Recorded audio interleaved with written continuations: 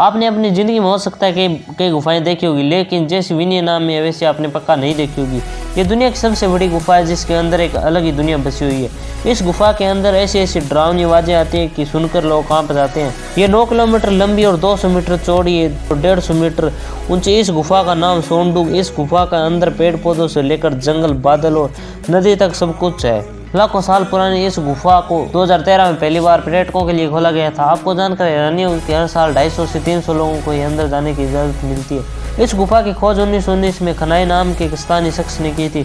उस वक्त पानी की भयंकर गर्जन और गुफा का घोर अंधेरे होने के कारण कोई भी अंदर जाने की हिम्मत नहीं जुटा पाया। वीडियो पसंद आए तो लाइक और सब्सक्राइब जरूर कर लेना, क्योंकि मैं ऐसी वीडियो अपलोड करता रहता हूँ इस चैनल पर।